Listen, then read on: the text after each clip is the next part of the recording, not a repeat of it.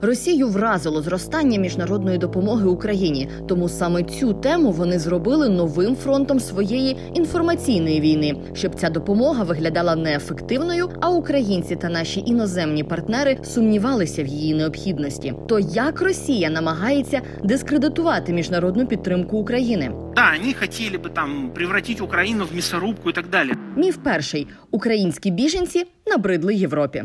Неадекватные поступки приезжих мешают нормальной жизни местного населения.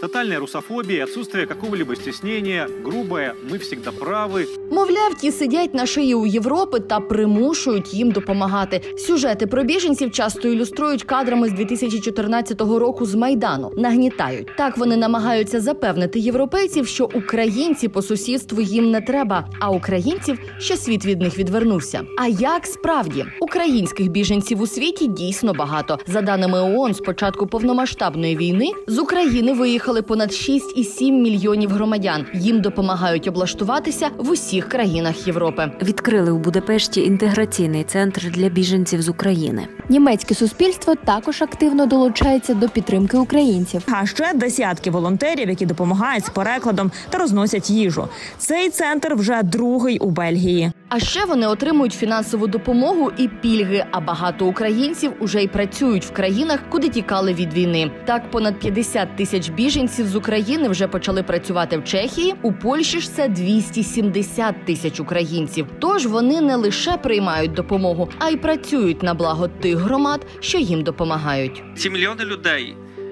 які мусили виїхати з України до Польщі, також до Польщі, втікаючи перед трагедією війни, не є в нашій державі біженцями. Це наші гості. Міф другий. Захід накачує Україну зброєю, щоб продовжити війну. Заявление американских властей о поставках нового вооружения на Украину говорит о желании Вашингтона затянуть конфликт любой ценой. Міфом про накачку зброєю пропагандисти намагаються довести, що війну можна завершити тільки перемовинами та поступками. Тож додаткова зброя, мовляв, тільки відтягує неминуче і кидає українців на смерть. Ми вже много слышали, що Запад хоче воювати з нами до останнього українця.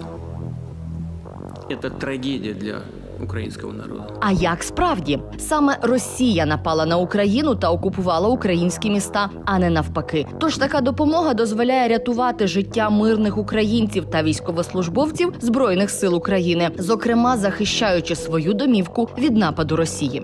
Будь-яка зброя, яку використовують Збройні сили України, і Нацгвардія, і інші там сили оборони на території України проти російського агресора, є за визначенням оборонною зброєю.